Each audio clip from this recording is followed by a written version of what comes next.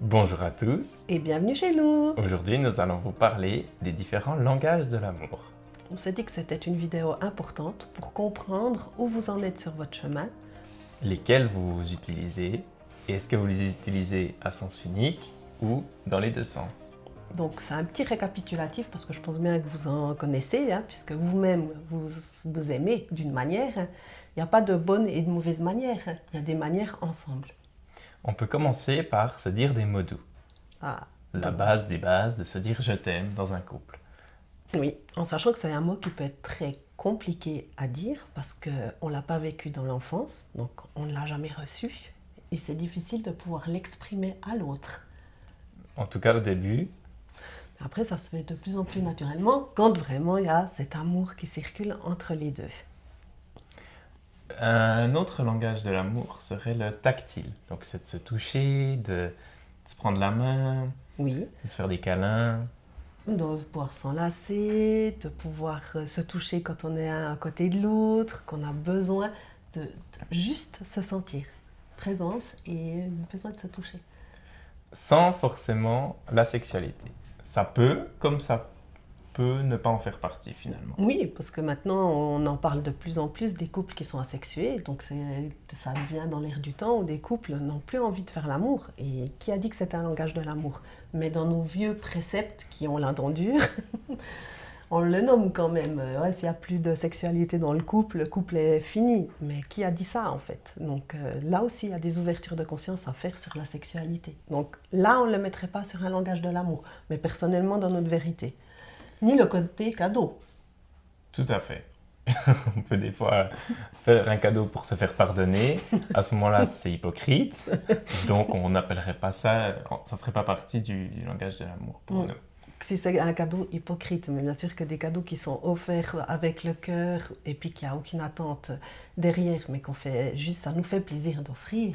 Là, on parle d'un langage de l'amour. Oui, à ce moment-là, c'est vrai que ça peut être complètement différent. Par contre, je vais revenir sur les mots doux. Tu as dit le mot je t'aime. Mais les mots doux, ça peut aussi signifier beaucoup de choses en fait. Des mots d'amour, Des pas forcément. surnoms, Oui, des petits surnoms, de l'humour aussi dans les mots doux. tout à fait. Ça, c'est des choses qui font partie. La propre complicité en fait du couple, qui est Ça, unique à chaque couple, ça peut être un langage de l'amour dans la complicité. C'est vrai que nous, c'est l'humour. à travers les délires, les expériences, les souvenirs qu'on a créés finalement. Oui, et le côté où on est sans arrêt en train de s'embêter aussi. Où on se cherche On se et puis taquine, ouais, on se charrie, ouais. on charrie beaucoup. Nous, c'est vrai qu'on crée vraiment des spectacles à nous tout seuls avec tout ce qu'on peut se balancer l'un contre l'autre. Ça, c'est un gros langage de l'amour qui est fort dans notre couple. Après, c'est propre à chaque couple. Il y a les langages aussi où c'est plus sur, pas sur les mots, la fierté de l'autre, en fait, d'être à côté de lui ou d'elle. De se dire, je suis fier d'être son compagnon, son partenaire, ou son mari, ou sa femme.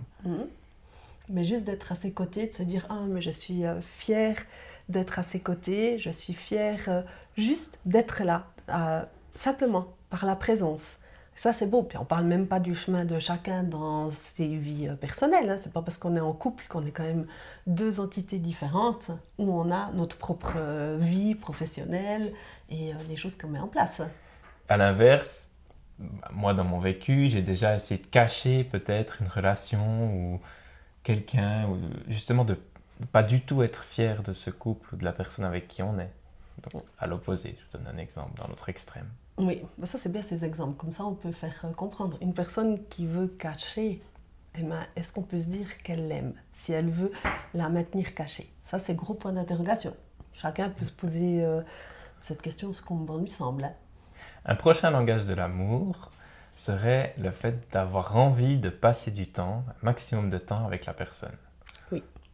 Alors, on parle bien de langage de l'amour, mais pas de dépendance affective et relationnelle. Donc ça, je te laisse expliquer. Est-ce que tu peux voir la différence par rapport à toi, ta personnalité de base? Si l'autre n'est pas là, je ne me sens pas bien. Là, on est dans la dépendance affective.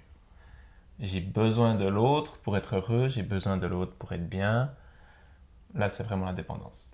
Au contraire, si vraiment ça me fait plaisir de passer du temps, d'organiser des choses avec l'autre, mais que si ça peut pas ou ça s'annule, je reste bien, là on peut parler d'un langage de l'amour. Donc il n'y aura pas de frustration en Voilà, soi. exactement. Tu n'as pas d'attente sur l'autre, tu n'as pas de frustration, tu es dans l'acceptation directe.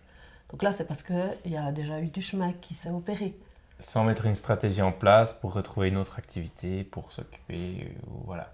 C'est vraiment, c'est ok pour moi que ça tombe à l'eau, sans que j'ai besoin de mettre une stratégie en place pour m'occuper.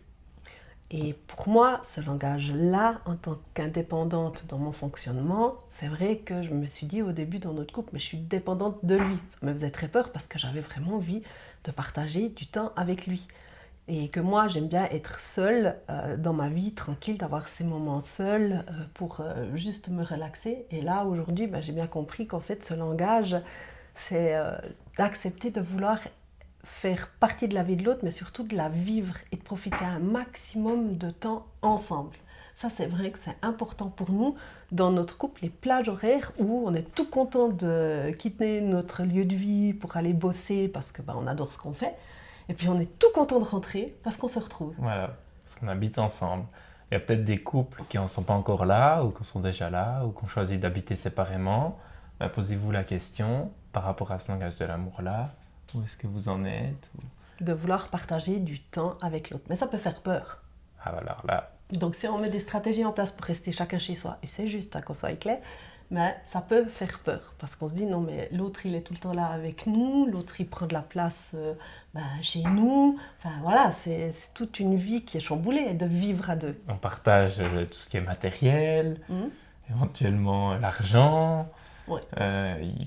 Ça a un gros impact que de s'engager avec quelqu'un. Pleinement. Alors on parle pas dans ce couple-là, il faut savoir qu'on a eu quand même des autres histoires avant notre histoire. Donc plus on avance, plus l'amour peut faire peur. Parce que on a vécu de la souffrance à travers les anciens couples. Et c'est ça que ça réveille ce couple-là. Et ça réveille l'envie d'être vraiment à deux. Mais pas à deux les quelques mois. Bien sûr, les premiers mois, c'est magnifique, c'est période lune de miel. Donc c'est quelque chose qui est beau. Mais il faut que ça perdure sur du long terme. Parce que beaucoup de personnes disent, et ça c'est vraiment quelque chose que l'on entend, c'est les premiers mois, c'est normal, c'est l'amour, c'est la lune de miel, vous verrez après quelques années, ce genre de choses. Qui a dit ça? En fait, nous on le voit dans notre vie de couple, mais que pas du tout. Au contraire, plus on évolue ensemble, plus on avance, plus on a envie de partager du temps ensemble, mais du temps de qualité. Quand je dis qualité, c'est pas aller se boire un verre ou un resto. Un temps de qualité où on est les deux et on partage des moments, où on discute, on est en communion. Ça, je pense que c'est important. Exactement. Faire ce qu'on aime et ce qu'on peut partager.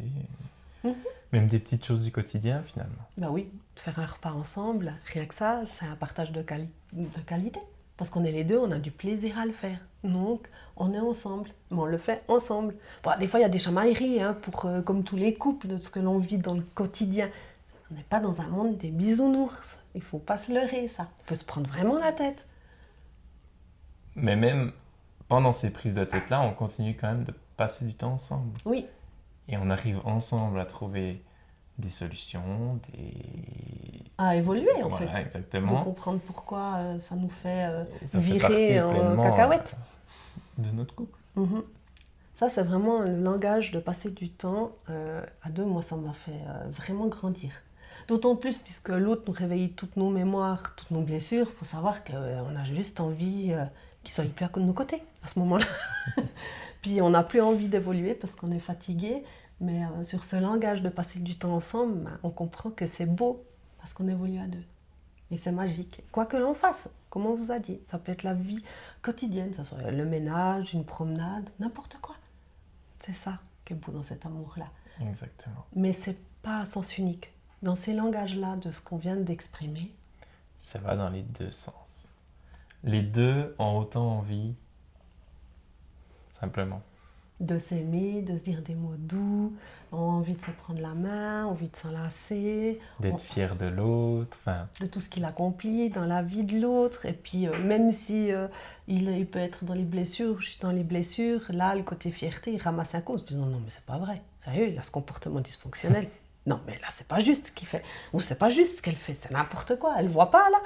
Et c'est que malgré tout, comme l'autre est là pour exprimer en disant là, il y a un bug, on est quand même fiers parce que de se réveiller les choses pour évoluer, puis pour être heureux, C'est vraiment magique à le faire.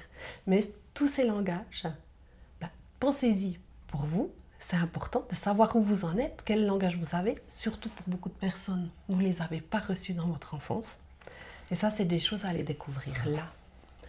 Parce que plus vous serez heureux dans votre vie déjà de soi, plus vous serez fier de votre parcours, plus vous aurez envie de vous enlacer, vous, en étant petit, ou des périodes où ça a été compliqué, de vous revoir dans ces moments-là. C'est cet amour-là que vous vous apportez. Et de vous dire le « je t'aime » aussi dans le passé, de se dire à des moments, mais on a quand même réussi, on a pu aller de l'avant, c'était une période compliquée, on est résilient, et on avance. Tous ces mots d'amour que vous-même, vous allez penser sur vous, fait qu'un jour, on va vous les dire. Mais ça sera naturel. Il n'y aura pas d'attente de votre part parce que vous-même, vous les apportez. C'est ça qui est beau. Et puis le côté aussi, passer du temps qualitatif, mais c'est de vous à vous aussi à la base. D'être heureux dans ce que vous faites, même si vous faites rien, même si vous êtes sur le canapé en train d'être avec vos propres pensées. C'est pas un ennui, c'est juste un moment où vous vous octroyez de vous à vous. C'est un cadeau. Qu'est-ce que tu en penses? Est-ce que tu as quelque chose à rajouter? C'est parfait. On a tout dit. On en restait. Et les cadeaux, bien sûr, si jamais vous pouvez offrir, parce que ça vous fait véritablement plaisir. Et la sexualité, on pourra reparler, mais on fera une vidéo sur la sexualité sacrée. Là, je pense que ça va prendre du temps, cette vidéo, parce qu'on va vous expliquer les tenants et les aboutissants pour casser tous ces dogmes sur la sexualité, en fait. Donc ça, c'est des choses qu'on discutera aussi. Ouais, très ancré. Ouais, c'est très ancré. Donc, on chemine. Voilà. Et à bientôt. À bientôt et prenez soin de vous.